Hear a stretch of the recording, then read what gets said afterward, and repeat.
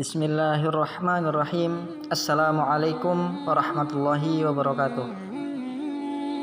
Hamdan wa syukran lillah. Assalatu wassalamu ala rasulillah wa ala alihi wa ashabihi wa mawalah. Fa amma ba'dah. Ikhwan fiddin rahimakumullah.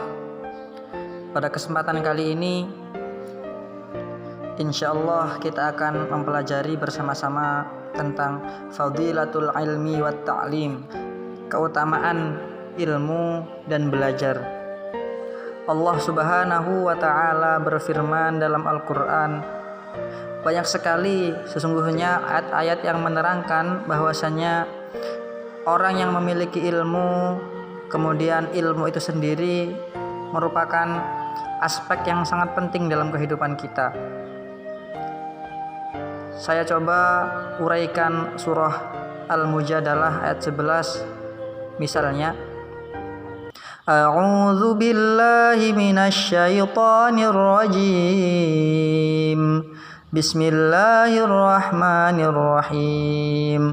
Yarfa'illahu alladhina amanu minkum walladhina utul ilma darajat. Allah pasti mengangkat orang-orang yang beriman di antara kalian dan orang-orang yang berilmu beberapa derajat. Itu merupakan arti dari surah Al-Mujadalah ayat 11. Kemudian diterangkan pula dalam Al-Quran surah Az-Zumar ayat 9. Qul hal yastawil ladzina ya'lamuna wal ladzina la ya'lamun.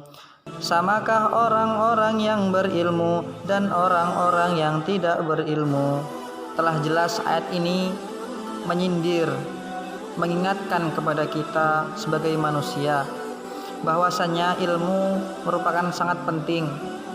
Sampai-sampai Allah memberi perumpamaan, apakah sama orang-orang yang berilmu dengan orang-orang yang tidak berilmu?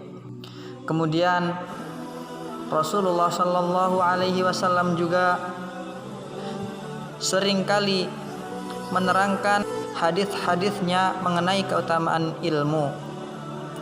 Seperti yang kita ketahui bahwasanya Rasul wa ma yantiqu 'anil hawa, tidaklah Rasul itu berbicara dengan menuruti hawa nafsunya, akan in huwa illa wahyu yuha, itu merupakan wahyu dari Allah Subhanahu wa taala. Rasul juga bersabda, "May yuridillahu bihi khair yufaqihuhu fiddin."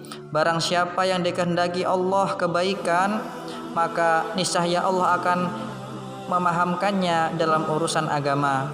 Pada hadis riwayat Muslim juga Rasul menerangkan, "Man salaka tariqan yaltamisu fihi ilman sahallallahu lahu tariqan ilal jannah." Barang siapa menempuh jalan untuk mendapatkan ilmu, Allah akan memudahkan baginya jalan menuju surga. Maknai secara lafziyah, sesungguhnya salaka berarti berjalan dengan kaki untuk menghadiri majelis-majelis para ulama. Adapun secara maknawi, yaitu kita duduk bersama para ulama untuk belajar suatu ilmu yang bermanfaat, lalu menghafalkannya dan mengkajinya. Kemudian Rasul Shallallahu Alaihi Wasallam melanjutkan, sahalallahu lahu tariqan ilal jannah. Allah akan memudahkan baginya jalan menuju surga. Masya Allah, ilmu adalah jalan menuju surga. Ini seperti penuturan sebagian ulama salaf. Setiap orang yang menuntut ilmu itu akan ditolong oleh Allah.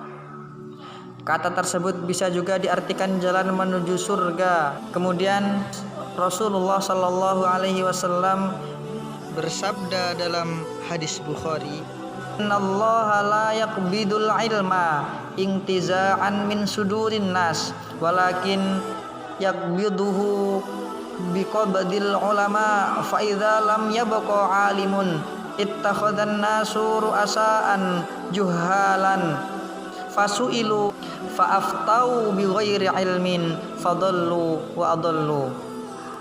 Inti dari hadis ini yakni Sesungguhnya Allah itu tidak mengangkat suatu ilmu dengan mencabut ilmu tersebut langsung dari dada-dada manusia. Akan tetapi Allah Subhanahu wa taala mencabutnya dengan jalan mewafatkan para ulama. Kemudian hanya tersisa di dunia ini orang-orang yang juhal, orang-orang tidak mengerti ilmu. Kemudian diangkatlah oleh orang-orang tersebut salah satu pemimpin. Kemudian ketika pemimpin itu dimintai fatwa dan mereka pun berfatwa tanpa ilmu, mereka sesat lagi menyesatkan. Na'udzubillah tsumma na'udzubillah. Ubadah bin Samit ditanya tentang hadis ini, menjawab, "Aku beritahukan kepada kalian, ilmu yang pertama kali dicabut dari manusia adalah khusyuk." Sehubungan dengan ucapan Ubadah bin Samit ini, perlu diketahui bahwa ilmu itu ada dua macam. Yang pertama adalah ilmu yang buahnya ada di hati manusia, yaitu ilmu tentang Allah Subhanahu wa taala, nama-namanya, sifat-sifat Allah, mengagungkan Allah, serta selalu bertawakal kepada Allah Subhanahu wa taala. Itu merupakan ilmu yang muncul dari hati dan dapat dinamakan ilmu yang bermanfaat. Adapun ilmu yang pertama kali dicabut adalah ilmu yang bermanfaat, yaitu ilmu batin yang dapat memperbaiki dan meluruskan hati. Sisanya ilmu lisan yang orang-orang pun meremehkannya dan tidak mengamalkan hal-hal yang menjadi tuntunannya. Dari uraian yang telah saya sampaikan, dapat kita ambil kesimpulan bahwasanya ilmu yang bermanfaat muncul dari sebuah hati yang bersih. Tazkiyatun nufus yang perlu kita tekankan untuk mendapatkan ilmu yang bermanfaat. Sebagaimana sabda Rasulullah, ala ingatlah wahyal qalb, hal yang perlu dijaga merupakan hati. Mungkin cukup sekian keterangan dari saya, kurang lebihnya mohon maaf. Ihdinas siratal mustaqim. Wassalamualaikum warahmatullahi wabarakatuh.